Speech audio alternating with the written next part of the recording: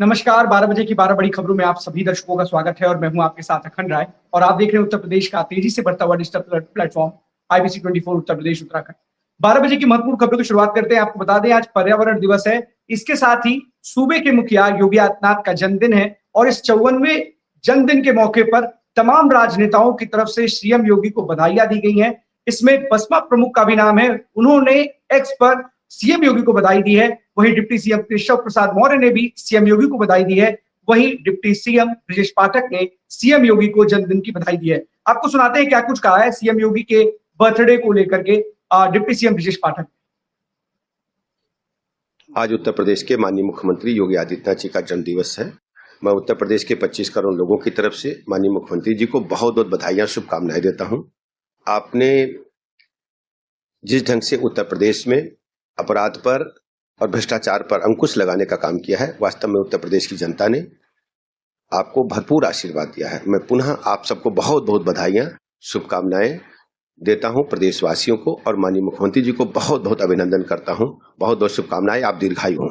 Sir, पश्चिम बंगाल में गृह मंत्रालय पश्चिम बंगाल आपने सुना किस तरीके से डिप्टी सीएम ब्रजेश पाठक ने सीएम योगी की दीर्घायु होने की कामना की है। साथ ही साथ जगह जगह मंदिरों में कहीं ना कहीं सीएम योगी की दीर्घायु के लिए पूजा अर्चना की जा रही है। कहीं पर रक्तदान शिविर है वाराणसी में, वहां पर लगाया गया है। तो कहीं पर उनके लिए विशेष सुंदरकांड का पाठ, हनुमान चालीसा का पाठ, जगह जगह इस तरीके का आयोजन है। और राजधानी लखनऊ की सड़कें कहें या गोरखपुर की सड़कें कहें, वो इस वक्त पोस्टरों से पटी पड़ी है। तो आज सीएम योगी का जन्मदिन है और इस खास मौके पर, पर्यावरण दिवस के मौके पर राजधानी लखनऊ में सीएम योगी ने अपने 5 KD सरकारी आवास पर पहले एक पौधा लगाया। उसके बाद औषधि वन की स्थापना के लिए कुकरेल गए, जहां पर औषधि वन, महर्षि चरक औषधि वन को स्थापना की, जहां पर कई पौधे लगाए गए। वहां पर स्कूली बच्चे भी पहुंचे थे और वहां पर कई नीम, जामुन और कपूर के पौधों को वहां पर लगाया गया है। तो अपने आप में एक आज के दिन, पर्यावरण दिवस के दिन और सीएम योगी के जन्मदिन के मौके पर आज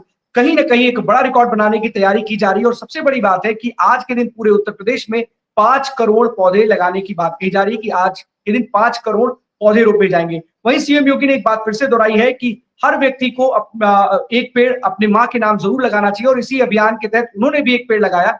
लेकिन सबसे बड़ी बात है कि उन्होंने एक बात और भी कही कि करीब 242 करोड़ के करीब जो पौधे हैं उन्होंने 9 साल में उत्तर प्रदेश में लगे। अपने आप में एक रिकॉर्ड है। तो सबको उन्होंने प्रेरित किया कि जो लोग भी हैं वो कम से कम एक पौधा अपने मां के नाम पर जरूर लगाएं और साथ ही पर्यावरण को भी बचाने के लिए उन्होंने विशेष अपील की है।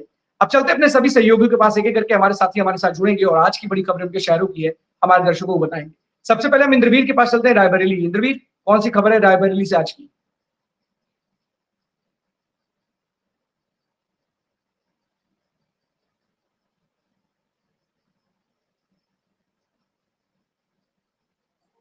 अखंड, एक विजुअल है हमारे पास, पहले मैं वो दिखाना चाहूंगा, फिर मैं आता हूँ खबर। नाम बताइएगा। क्या नाम है भैया आपका? कहाँ से हैं? क्या करने आए थे यहाँ पे? कल आए थे घूमने आए थे। कल आपके यहाँ से किसी से वार्तालाप हुई थी? हाँ, यहाँ झाड़ू लगाते हैं मैडम। हाँ, उनसे मैं कहा कि मैडम चाहे हो जाएगा क्या? हाँ। कहीं नहीं हो पाएगा। आप किस परीक्षा में बैठने वाले थे अभी? TGT। आपके पास क्या पकड़ा गया है? हाथ में दिखाओ। ये क्या है? डिवाइस है ना, इसको दिखाओ। डिवाइस, ये डिवाइस है। क्या नाम है आपका? फिर से एक बार बताएं। पिताजी का नाम बताना। ननकू पटेल। एड्रेस कहाँ का है आपका? आपको किसके द्वारा पकड़ा गया है? सिक्योरिटी के द्वारा? हाँ, पुलिस अंदर आपको सेंटर पे बैठने से पहले पकड़ लिया गया है? हाँ सर, वो कल है मुझे। अभी आप सेंटर पे बैठे थे कि उससे पहले पकड़ा गया है? सेंटर नहीं बैठा था, ऐसे बैठे? कल पुलिस पकड़ लिया। चेकिंग के दौरान पकड़, तो चेकिंग के दौरान पकड़े गए? कल तो पुलिस पकड़ी थी, उसके बाद ये वो ऐसे आप अपना एडमिट कार्ड ऊपर करिएगा। एडमिट कार्ड ऐसे ऊपर। ये चेकिंग के दौरान पकड़े गए हैं अधिक सिक्योरिटी के माध्यम से और पुलिस प्रशासन का विशेष सहयोग था इसमें। इनके पास डिवाइस पकड़ी गई है ब्लूटूथ के साथ। और ये क्या नाम बताया आपका? भैया राम है।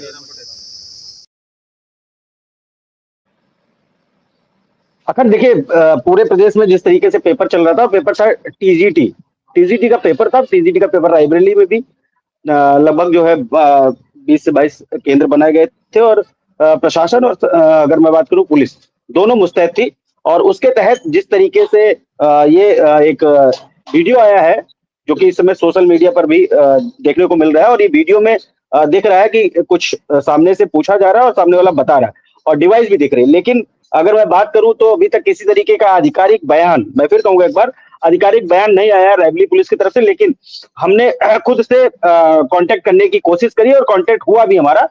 तो रायबरेली एसपी और एसडीपी दोनों से बात हुई है और उन्होंने कहा है कि हाँ, ये संदिग्ध अवस्था में मिले थे और चेकिंग के दौरान ये कुछ चोरी करने की कोशिश कर रहे थे, और बाद में पता चलता है कि ये पेपर में बैठने भी आए थे, एडमिट कार्ड भी इनके हाथ में था। तो इस तरीके की ये घटना हुई और एक बड़ी मुस्तैदी थी रायबरेली पुलिस की, मैं कहूंगा कि एक कहीं ना कहीं टीजीटी का पेपर लीक होने से बचा है। और जिस तरीके से हाथ में डिवाइस और तमाम सारे उपकरण वो लेके दिख रहा है और पीछे पुलिस खड़ी है, और जीआईसी में सेंटर था ये, वहां का ये पूरा प्रकरण है जहां पर ये पकड़े गए। और शहर कोतवाली क्षेत्र के अंतर्गत ये पूरा मामला है जहां पर शहर कोतवाली लगती है, और इनको लेकर के पुलिस पूछताछ कर रही है।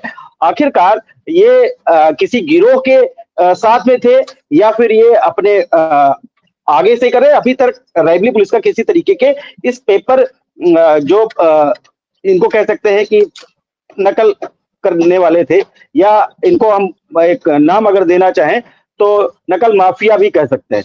तो क्या इनका गिरोह है या फिर अकेले था, ये किस रही है। लेकिन ये प्रयागराज के रहने वाले भैया राम पटेल इनका नाम है और निवासी प्रयागराज जनपद के बताए जा रहे हैं, जो कि पेपर देने रायबरेली पहुंचे थे। टीजीटी का पेपर था जी। अपने आप में बड़ी बात है, क्योंकि इस तरीके की तमाम तस्वीरें आती हैं इंद्रवीर, जगह जगह जब एग्जाम चल रहे होते हैं। ऐसे में एक जिस तरीके से ये मुन्ना भाई पकड़े गए हैं, तो कहीं ना कहीं जिस तरीके से इस्तेमाल कर रहे थे एक इलेक्ट्रॉनिक डिवाइस का, और जिस तरीके से पुलिस ने वहां पर एक मुस्तैदी दिखाते हुए इनको पकड़ लिया है, तो अपने आप में एक बड़ी बात है। लेकिन सबसे बड़ी बात है कि तमाम हमने तस्वीरें देखी हैं कि जब कोई पेपर होता है तो किस तरीके से उत्तर प्रदेश पुलिस बहुत ही सख्त तरीके से चेकिंग अभियान चलाती है। ऐसे में क्या उसी अभियान का ये नतीजा है कि इस तरीके से एक जो मुन्ना भाई थे वो कहीं ना कहीं पुलिस की वजह से पकड़े गए? डेफिनेटली, बिल्कुल। देखिए, कहीं ना कहीं मुस्तैदी और जो टीमें बनाई जाती है, मजिस्ट्रेट बनाए जाते हैं जो पुलिस की, और अतिरिक्त टीमें बनाई जाती है उनको भी मजिस्ट्रेट के रूप में नियुक्त किया जाता है। तो कहीं ना कहीं वो ये उसी का परिणाम है कि ये मुन्ना भाई एमबीबीएस बनने के चक्कर में जो है एक ऐसे मैं इनको सीधे सीधे नकल माफिया कहूंगा, मुझे कहने में कोई कुरेद भी नहीं है। तो ये नकल माफिया है और ये पकड़े गए हैं और डिवाइस के साथ पकड़े गए। सबसे बड़ी बात तो डिवाइस के साथ पकड़े गए, इसका मतलब ये कहीं और से पेपर सॉल्व करने की कोशिश कर रहे थे। इनके और भी लोग रहे होंगे जो पेपर सॉल्व कराने में इनकी मदद कर रहे होंगे। तो ऐसे तमाम सारे लोग थे अखंड जो मतलब रहे होंगे जो इस डिवाइस के थ्रू शायद इनको नकल कराने में इनकी मदद कर रहे थे। आज ये धरे गए हैं और रायबरेली पुलिस का आधिकारिक बयान नहीं है, लेकिन एसपी से थोड़ी देर पहले IBC 24 की बात हुई तो एसपी ने कहा पकड़े गए हैं, पूछताछ की जा रही है, और ये एडिशनल एसपी और एसपी दोनों का बयान, लेकिन आधिकारिक बयान नहीं है जी। अगर एक और सवाल ये है इंद्रवीर कि आखिरकार क्या इसी एक व्यक्ति को ही पकड़ा गया है? क्या इस तरीके कोई गैंग, कोई नेक्सस, जैसे क्योंकि जिस तरीके से नकल माफिया की बात कही जाती है और नकल माफिया का शब्द आपने भी इस्तेमाल किया है, तो क्या इस तरीके का कोई गैंग की बात भी है कि क्या एकमात्र यही व्यक्ति थे जो इस तरीके से इस एक्टिविटी को अंजाम दे रहे थे, या कोई किसके पीछे भी कोई नेक्सस है, कोई कहीं ना कोई सक्रिय गैंग? देखिए, ये कहना अभी अतिशोक्ति होगी, और कहीं ना कहीं मैं डेफिनेटली अभी इस पे कुछ कहना नहीं चाहूंगा। मैं भी एक जर्नलिस्ट होने के नाते, क्योंकि कहीं ना कहीं देखिए हम पुलिस की तरफ से क्या कोई तरीके नहीं, पुलिस की तरफ से कोई बयान नहीं आया, पुलिस ने कोई बयान नहीं आया है। मैंने कहा नहीं, इस पे कहना भी अतिशोक्ति होगी, क्योंकि देखिए अगर जिस तरीके से अभी पूरा देश नीट की पेपर को लेकर आग बबूला है, और खासकर युवा, हम देख रहे हैं कॉकरोच जनता पार्टी इस समय अब जमीन पर उतर है। जो पहले सोशल मीडिया पे थी अब वो जमीन पर उतर है। 6 तारीख यानी कि कल का उनका जो अपना संगठन का एक मेन व्यक्ति है वो आने की भी बात कर रहा है। अगर वो आता है तो क्या ये संगठन जंतर मंतर पे जिस तरीके, देखिए इस सब को लेकर तमाम सारे की बात विवाद और सोशल मीडिया पर देखने को मिल रहे हैं। अब एक अभियान सा चढ़ गया।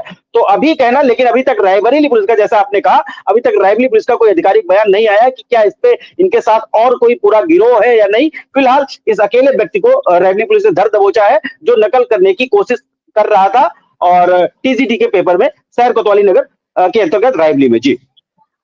बिल्कुल इंद्रवीर, आज इस तरीके से पुलिस को बड़ी कामयाबी हासिल हुई, क्योंकि इस तरीके के तमाम पेपर को लेकर के न सिर्फ बच्चे हतोत्साहित हो रहे हैं, बल्कि उनका गुस्सा भी अब कहीं ना कहीं 7वें आसमान पर है, और लगातार इस तरीके की घटनाएं घटित होती है तो उनका मनोबल टूटता है।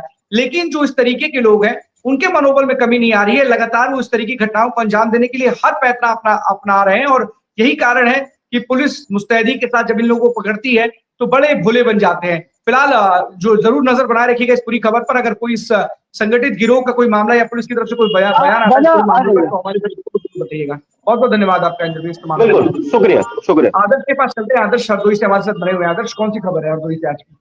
देखिएगा, आज हम आपको बताना चाहेंगे हरदोई जनपद में जिलाधिकारी अनमय झा जी ने कुछ यहाँ पर अपील की थी कि जो भी हरदोई जनपद की बसें होती थी वो बड़े चौराहे के पास खड़ी होती थी, लेकिन उनके लिए एक जगह चिन्हित की गई थी कि अगर बिलग्राम रोड की बसें जो है बिलग्राम के आगे एक अड्डा बनाया जाएगा, वहाँ पर खड़ी होंगी। और दूसरी हम बात आपको बताना चाहेंगे कि वहाँ पर लखनऊ चुंगी के पास जो लखनऊ बसें जाएंगे वहाँ लखनऊ चुंगी के बाहर बस्ता बनाया जाएगा, वहाँ पर खड़ी होंगी। लेकिन यहाँ मालिकों की गुंडागर्दी कहें या हम क्या उनको क्या कहते हैं, हमारे पीछे आप देख सकते हैं जबकि बिलग्राम चुंगी की ये बसें खड़ी हैं और बिलग्राम चुंगी की बसें जो एक बस अड्डा बनाया वहाँ पर न खड़ी होकर ये पीछे आप देखते सब लाइन से बसें खड़ी हुई हैं और इससे अचमर फैल रहा है। अगर जब इसी जगह ये आप देख रहे हैं, अगर जब इसी जगह बसें खड़ी करना थी तो वहाँ से हटाया क्यों गया? अगर हटाया गया है तो वहाँ पर बस अड्डे बाद बसें खड़ी होती है। यहाँ पर जो दुकानदार भी हैं उनको परेशानियों का सामना करना पड़ता है। यहाँ पर बसें खड़ी होती है, सवारी उतरती है, यहाँ पर ऑटो की जाम लग जाती है और हमारी उपस्थिति यहाँ पर चुंगी के पास में बिलग्राम चुंगी से बिलग्राम रोड जाती है उन्नाव होते हुए कानपुर। और सबसे देखिए ये बस आ रही है, अब ये बस जो जा रही है बस यहीं पर रुकेगी। हम आपको लाइव तस्वीरें दिखा रहे हैं, देखिए ये बस जा रही है और आगे जाके रुक जाएगी और यहाँ पर ये सवारी उतारेगी ये कल। और दूसरी और सबसे बड़ी बात हम ये कहना चाहेंगे, अनुन्नय झा ने एक चीज और डीएम साहब ने अपील की थी कि जितनी भी बसें होंगी बिलग्राम रोड पर जाना है उनकी बसों का कलर अलग किया जाएगा, लखनऊ रोड पर जाने का कलर अलग किया जाएगा और जितनी भी बसें होंगी उन बस में ड्राइवर का नाम पड़ा होगा, मोबाइल नंबर पड़ा होगा और ये सब कुछ भी दिखाई नहीं दे रहा है। ये डीएम की जो बातें हैं सब हवाई साबित हो रही हैं। लेकिन हमारे साथ यहाँ पर कुछ दुकानदार है, उनसे बात करना चाहेंगे, वो उनका क्या कहना है, आइए। ये जो यहाँ बसें खड़ी होती है यहाँ पर इसका एक बस अड्डा चिन्हित किया है डीएम सामने, आप क्या कहेंगे? यहाँ हम कहेंगे यहाँ हम लोगों को बड़ा सुविधा हो रही है और राधानगर मोड़ भी इधर है तो अंदर से जो लोग गाड़ी निकालते हैं वो नहीं निकाल पाते हैं और बड़ा घंटों खड़े रहते हैं और बस वाले जो है मानते ही नहीं है। 20 बार मना करती है भैया यहाँ सवारी मत उतारा करो, आगे जाके उतारो या फिर पीछे उतारो। यहाँ का बस अड्डा कहाँ बना? बस अड्डा तो यहाँ से 500 मीटर आगे है। अच्छा, ये यहीं पर खड़ी करते हैं? बराबर यहीं खड़ी करते हैं, मानते ही नहीं। आए दिन झगड़ा मतलब झगड़े की पोजीशन बनी रहती है, बस खाली झगड़ा होना बाकी रह जाता है। तो यहाँ पर कहेगा हम यहाँ बस ड्राइवरों की गुंडागर्दी कहें या बस मालिकों की गुंडागर्दी या ये कह सकते हैं यहाँ की नेताओं की संरक्षण प्राप्त है, उन नेताओं पर भी शिकंजा कसना चाहिए जो यहाँ पर बसें खड़ी करवाते हैं। और यहाँ पर डीएम साहब और एक बात कहना चाहेंगे कि यहाँ पड़ोस में स्कूल है, अंदर अवध पब्लिक स्कूल है, वो बच्चे भी निकलते हैं, बहुत असुविधा होती है बच्चों को, उनके जो है बहन वगैरह निकलती है और मानते ही नहीं बस वाले, बार बार यही खड़ी करते हैं। तो अगर इसके बताएंगे भाई साहब ने क्या बताया, हमारे पड़ोस में क्लिनिक भी है, हमारे पीछे देखिए क्लिनिक है, पंकज क्लिनिक, ये अविनाश त्रिपाठी जी का ये क्लिनिक भी बना हुआ है सामने। यहाँ पर जो है दवाखाना लोग दवाई लेने आते हैं और हमारे यहाँ पर बस के पीछे कृषि महाविद्यालय है, कृषि महाविद्यालय स्कूल है, यहाँ बच्चे पढ़ने आते हैं और बस की लाइन इतनी लंबी लगी है कि वहाँ पर जाम की स्थिति उत्पन्न हो जाती है। आप देख सकते हैं, जाम भी दिखाएं आपको, ये जाम की स्थिति उत्पन्न है, ये लाइव तस्वीर देखिए, ये सब जाम लगी हुई है यहाँ पर बसों की वजह से।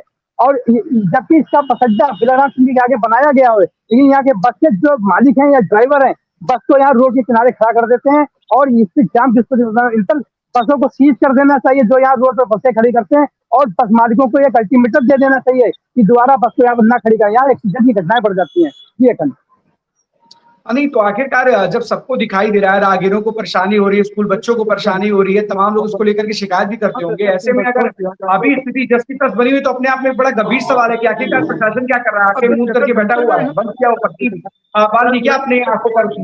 इस तरीके की तस्वीर नहीं दिखाई दे रही कि सड़क जाम हो जा रहा है, चारों तरफ केवल जाम की तस्वीरें हैं, लोग परेशान है, बच्चे परेशान है। जिस तरीके से वहां पर एक राहगीर बता रहे हैं कि इस तरीके की समस्या है, बच्चों को भी परेशानी का सामना करना पड़ता है, एम्बुलेंस भी कई बार जाम में फंस जाती होगी, क्यों नहीं पार्किंग की कुछ व्यवस्था कराई जाती जहाँ पर ये बसेस जो इस तरीके से अवैध तरीके से खड़ी रहती हैं उनको वहां पर मैनेज किया जा सके?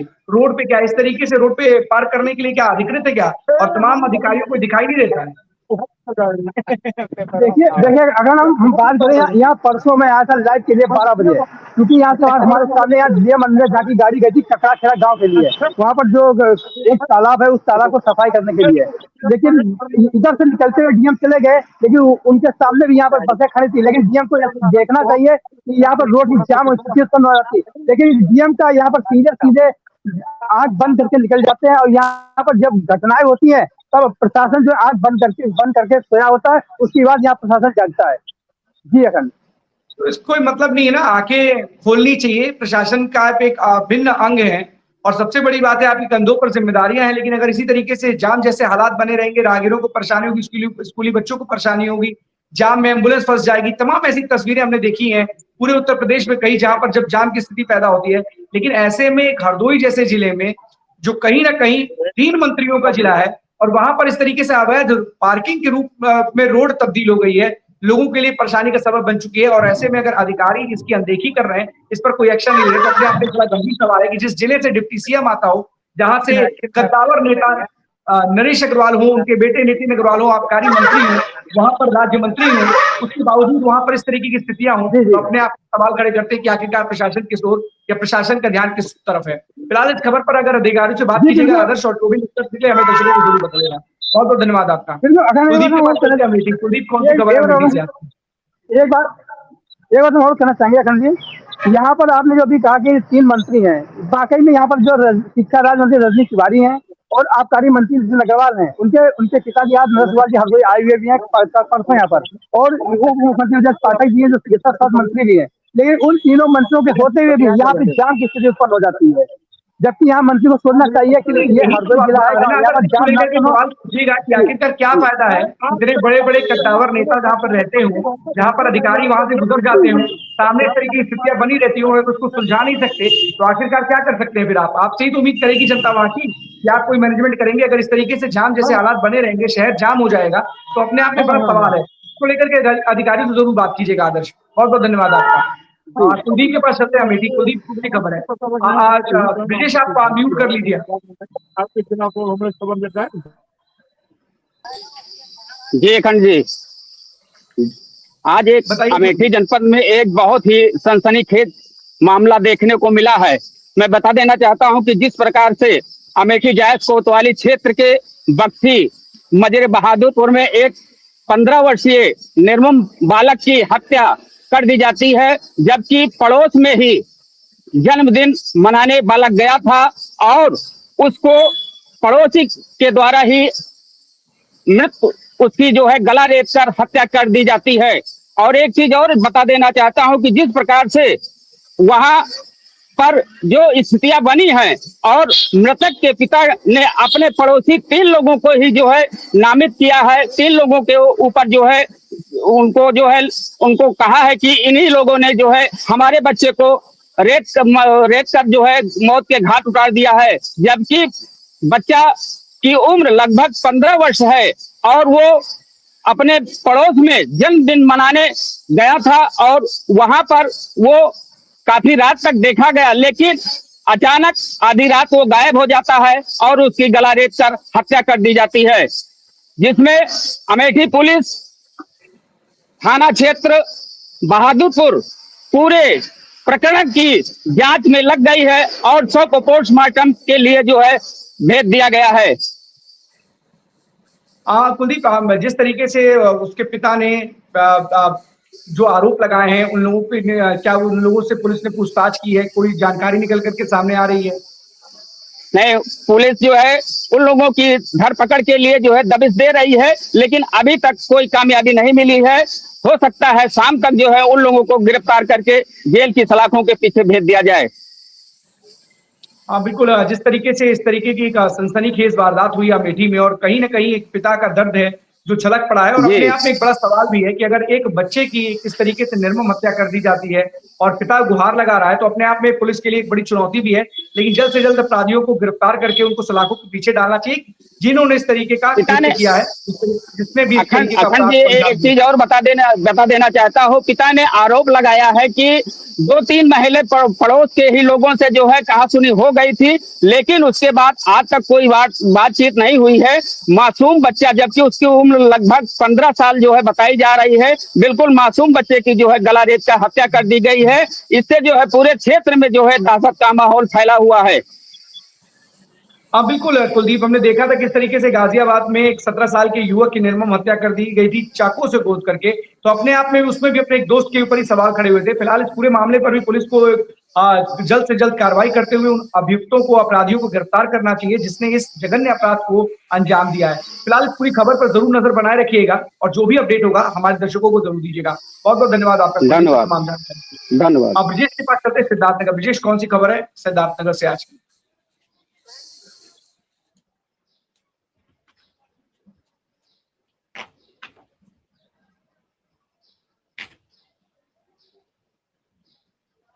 ब्रिजेश, सुन पा रहे हैं आप?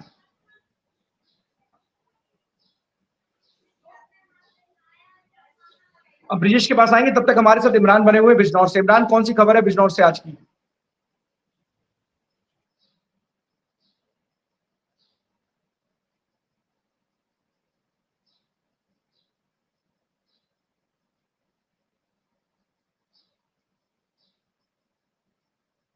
इमरान, अनम्यूट कर लीजिए आप।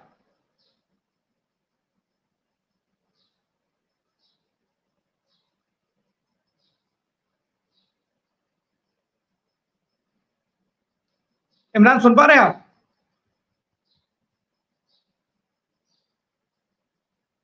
इमरान से कनेक्ट करेंगे, लेकिन आपको बता दें कि एक बड़ी खबर है। जिस तरीके से यूपी पुलिस ने होटल कारोबारी के पुत्र विनीत राय की हत्या के मामले में एक आरोपी को एनकाउंटर में ढेर किया था, जिसका नाम कमलेश बिंद है, उसको लेकर के बवाल देखने को मिला। कहीं ना कहीं जिस तरीके से जब पुलिस उसके अंतिम संस्कार के लिए उसके परिवार पीड़ित जन लेके जा रहे थे, उसके बाद कुछ दूर चलने के बाद जो एनकाउंटर में ढेर हुआ था कमलेश बिंद, उसके शव को पटरी पर रख करके वहां पर कहीं ना कहीं एक बवाल क्रिएट हो गया, जिसके बाद पुलिस वालों ने जब उनको शांत कराना चाहा तो उनके ऊपर पथराव हो गया और इस पथराव में कई पुलिसकर्मी घायल हो गए। इसमें एसएचओ भी हैं, उसके ड्राइवर भी हैं, तमाम ऐसे लोग थे जो इस पथराव में घायल हो गए। किसी तरीके से बड़ी मशक्कत के बाद, कड़ी मशक्कत के बाद जो पुलिस है उसने मामले को सुलझाया। वहां पर जो तनावपूर्ण माहौल बन गया था उसको शांत कराया और तब जाकर के कहीं उस एनकाउंटर में ढेर आरोपी का अंतिम संस्कार हो सका। लेकिन इस मामले में कई चीजें निकल करके सामने आ रही है। जो कमलेश बिंद की पत्नी है, जिसकी अभी शादी 37 दिन पहले ही हुई थी, उनका साफ तौर पर कहना है कि पुलिस ने ये फेक एनकाउंटर किया है। रामपुर से उनको लेकर के आए थे और उसके बाद उनका एनकाउंटर कर दिया गया है। जिस तरीके से उसके पति का एनकाउंटर हुआ है उसी तरीके से उन लोगों का भी एनकाउंटर हो जिसने ये फर्जी एनकाउंटर किया है। साफ तौर पर यही नहीं, जो उसके बड़े भाई हैं उन्होंने भी आरोप लगाया है कि झूठ मूठ में या गलत तरीके से पुलिस ने कमलेश का एनकाउंटर किया है। वो उस दिन घर पर ही था, लेकिन एफआईआर दर्ज होने के बाद उसको डर सताया, जिसके बाद से वो चला गया था। जिसके बाद पुलिस उसको और उसके 2 और साथी जो गांव के लड़के थे उनको उठाकर लेकर के आई थी और पुलिस ने उसका एनकाउंटर कर दिया। साफ तौर पर यह भी कहना है कि कहीं ना कहीं विनीत राय जिनकी हत्या हुई थी, उनके पिता ने जानबूझकर कमलेश को नाम पे एफआईआर दर्ज कराई, क्योंकि कमलेश वहां पर जो उनके होटल में अवैध गतिविधियां हो रही थी उसको लेकर के बोलता था। लेकिन कहीं ना कहीं जिस तरीके से कल माहौल खराब हुआ और पुलिस के ऊपर पथराव हुआ, जिसके बाद कहीं ना कहीं फिर से सवाल खड़े हुए कि आखिरकार इस तरीके से क्या पुलिस को जानकारी नहीं थी कि इस तरीके से बवाल हो सकता है, क्योंकि पुलिस को भी अपनी जान बचाकर भागना पड़ा। ये तस्वीरें हमने दिखाई अपने दर्शकों को, किस तरीके से एक माहौल बड़ा खराब सा हो गया था वहां पर, पुलिस को भी अपनी जान बचाकर भागनी पड़ी थी। फिलहाल इस पूरे मामले पर जो पुलिस वहां के एसपी है, उनका साफ तौर पर कहना है कि जो आरोपी हैं, जिन्होंने इस तरीके का कृत्य किया है, उनको चिन्हित करके उनके खिलाफ कठोर कार्रवाई की जाएगी। लेकिन कहीं ना कहीं इस एनकाउंटर के बाद कई सवाल एक बार फिर से खड़े हो गए हैं और एक्स पर पूर्व मुख्यमंत्री और समाजवादी पार्टी के प्रमुख अखिलेश यादव ने भी इस एनकाउंटर पर सवाल खड़े किए। अब चलते हैं इमरान के पास। इमरान हमारे साथ बने हुए बिजनौर से। इमरान, कौन सी खबर है बिजनौर से?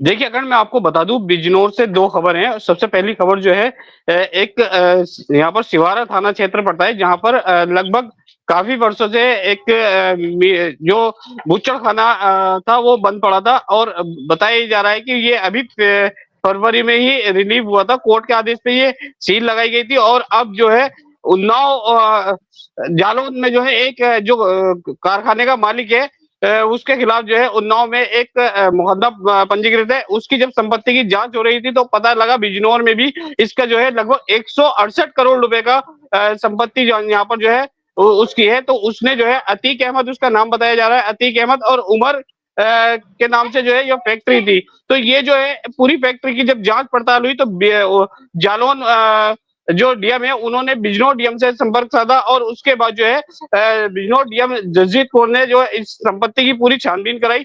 तो पता ये चला कि ये जो है फरवरी में रिलीव हुई थी और ये दोबारा से चालू करने के फिराक में लगे हुए थे। लेकिन अब जो है जालौन प्रशासन और बिजनौर प्रशासन की दोनों के एक दूसरे से बात की और उसके बाद जो है आज जो है प्रशासन की टीम वहां पर पहुंचती है और जाकर के जो है ये पूरी जो फैक्ट्री थी इसको जो है दोबारा से इसको सील कर दिया गया। लेकिन कहीं ना कहीं जो इसके केयर टेकर थे उन्होंने उनका साफ तौर से कहना है कि मुकदमा पहले भी था और ये कोर्ट के आदेश पे फरवरी में जो है रिलीव कर दी गई थी। लेकिन हमारे पास जो है कल ही इसका नोटिस आया और आज सुबह ही प्रशासन की टीम ने आके इसको सील कर दी। हम जो है हाई कोर्ट जाएंगे और दोबारा से इसको जो है खुलवाने की बात करेंगे। दूसरी खबर यह है कि सुबह 3 बजे जो है एक पीलीभीत से यात्रियों से भरी लगभग 60 यात्री बस में थे सवार थे। कोतवाली देहात के से होते हुए ये देहरादून जा रही थी। यहाँ पर जो है गागन नदी पड़ती है, गागन नदी के पुल पे जिस टाइम बस पहुंची तो जो पुल का डिवाइडर होता है उस पे बस जा टकराई और टकराते ही बस में चीख पुकार मच गई और लगभग 60 में से 30 यात्री गंभीर रूप से घायल हो गए, जिसमें से एक की मौत हो चुकी है अभी तक और बाकी का जो है इलाज जिला अस्पताल चल रहा है। जी अखंड। इमरान, ये जो बस थी क्या इसके बारे में जानकारी मिल पा रही है कि ये प्राइवेट बस थी या सरकारी बस थी? कौन सी ये बस थी? क्या सरकारी बस के भी हादसा हुआ है या फिर ये प्राइवेट बस से हादसा हुआ है? देखिए अगर मैं आपको बता दूं ये प्राइवेट बस थी और ये जो है लगभग 60 यात्री इसमें जो है सवार थे और ये जो है पीलीभीत से देहरादून जा रही थी ये बस और इसको जो है जैसे ही कोतवाली देहात क्रॉस करके गागन नदी के पुल पर पहुंची तो बताया जा रहा है कि रात्रि का समय था, लगभग 3 बज रहे थे और ये बस जो है पुल के जो डिवाइडर होता है उस पर जा टकराई और जिसमें जो है बस जो है आधी पुल पे लटक गई और आधी जो है नीचे लटक गई। तो चीख पुकार मचते ही आसपास के जो लोग थे वहां पर आने जाने वाले उन्होंने बस के यात्रियों को बामुश्किल बाहर निकाला और पुलिस को सूचना दी। मौके पर पुलिस ने पहुंचकर जो एक व्यक्ति की मौत हुई है उसके शव को जिला अस्पताल पीएम के लिए भेज दिया है और बाकी के जो है सीएचसी कोतवाली देहात में जो है एडमिट कराया था, जिसमें से 8 लोगों की गंभीर हालत देखते हुए जिला अस्पताल भेज दिया है। अभी उनका जो है इलाज जिला अस्पताल में चल रहा है और आगे जो है जांच पड़ताल की जा रही है। जी अखंड। हाँ बिल्कुल, सबसे बड़ी बात है जिस तरीके से इमरान ने बताया एक और हादसे का शिकार हुई बस और इसमें कई लोग गंभीर रूप से घायल हो गए जिसमें एक लोगों की मृत्यु भी हो गई। इस तरीके के तमाम हादसे हो रहे हैं। प्राइवेट कहीं ना कहीं जो प्राइवेट बसेस इस तरीके से संचालन बढ़ गया और लगातार एक के बाद एक इस तरीके के हादसे हो रहे हैं। उसके बावजूद भी ना तो प्रशासन सीख ले रहा है ना ही आरटीओ विभाग सीख ले रहा है। लगातार इस तरीके से जो बसेस मौत बन करके दौड़ती हुई सड़कों पर चल रही हैं, लोगों की जिंदगियों के साथ खिलवाड़ करती हुई जा रही है, यात्रियों की जिंदगी के साथ खिलवाड़ करती हुई जा रही है। लोगों को कम समय में दूरी जो होती है ज्यादा दूरी तय करने के लिए ये लोगों को की जान जो है वो जोखिम में डाल रही है। और सबसे बड़ी है कि एक नहीं लगातार आए दिन सुनने में आता है कि ये जो बस है या लोगों की जान चली जा रही है इन हादसों में। अभी हमने देखा था किस तरीके से लखनऊ आगरा एक्सप्रेस की उन्नाव के करीब इस तरीके से एक बस हादसे का शिकार हो गई थी। उसमें भी कई लोग गंभीर रूप से न सिर्फ घायल हुए थे, कई लोगों की दर्दनाक मौत भी हो गई थी, जिसमें बिहार पुलिस के दरोगा भी थे और एक व्यक्ति का हाथ पैर कट करके अलग हो गया था।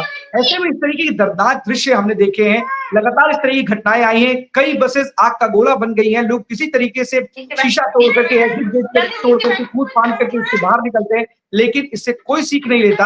लगातार आए दिन ऐसे हादसों से कहीं ना कहीं अखबार है और जो खबरें हैं वो फटी रहती हैं, लेकिन जो अधिकारी जिनके कंधों पर है जिम्मेदारी वो अपनी आंखें ना सिर्फ बंद किए हुए हैं बल्कि उस पर एक्शन लेने से पहले एक नहीं 1000 बार सोचते हैं और एक्शन लेने पर परहेज करते हैं। शायद इसी का नतीजा है लगातार आए दिन इस तरीके के हादसे होते हैं। फिर भी एक सवाल है इमरान, इस पूरे मामले पर क्या पुलिस ने आरोपी ड्राइवर या किसी को गिरफ्तार किया? इस पूरे मामले में क्या वजह निकल करके सामने आ रही है, किस वजह से यह हादसा हुआ है?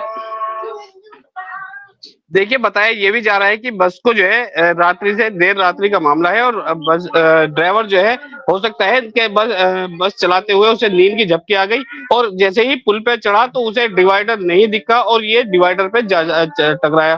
तो कहीं ना कहीं अभी जांच का विषय है अखंड, और जांच होने के बाद ही ये पूरी मामला सामने आ पाएगा। अभी पुलिस जो है जांच कर रही है और बस को जो है वहां से हटा करके, क्योंकि रास्ता भी जाम हो चुका था, रास्ते को खुलवाया गया है, रास्ता वहां से बस को हटा करके थाने ले आई है पुलिस। और जो यात्री घायल थे, जो मामूली चोटें थी, उनका जो है मरहम पट्टी लगा करके उन्हें दूसरी बस से देहरादून भेज दिया है, और जो गंभीर है उन्हें जिला अस्पताल में इलाज चल रहा है। लेकिन कहीं ना कहीं ये एक जांच का विषय है। अभी बिजनौर प्रशासन हो या जहां से ये बस चली थी वहां का प्रशासन हो, ये इन पूरी बस की भी जांच होनी चाहिए कि बस में कहीं ऐसा तो नहीं बस के ब्रेक फेल हो गए हो और बस जा टकराई हो, या फिर जैसे बताया जा रहा है कि ड्राइवर को नींद आ गई थी। तो ये तमाम विषय है कि जो कि अभी जांच के बाद ही पूरा खुलासा हो पाएगा। हाँ बिल्कुल, जांच तो होती रहती है, उन जांचों का कोई मतलब नहीं है। फिटनेस होता है, जांच होती है, अगर सब कुछ सही होता है तो गाड़ी का तो फिटनेस हो गया, लेकिन जिसके कंधों पर तमाम यात्रियों की जिंदगियां होती हैं, जिनकी जिंदगी की जिम्मेदारी होती है, उसको जब नींद आ जाती है तो इस तरीके के हादसे अक्सर होते हैं, और या फिर नशे की हालत में इस तरीके की चीजें सामने आई हैं। लेकिन फिर भी पुलिस को जांच करना चाहिए और जो भी आरोपी है उसको सख्त से सख्त सजा देनी चाहिए, क्योंकि लोगों की जिंदगियों के साथ लगातार ये प्राइवेट बस संचालक ना सिर्फ खिलवाड़ कर रहे हैं, बल्कि लोगों की जिंदगियों को मौत में झोंकने का काम कर रहे हैं। इस पूरी खबर पर जरूर नजर बनाए रखिएगा इमरान, और जो भी अपडेट आएगा हमारे दर्शकों को जरूर दीजिएगा।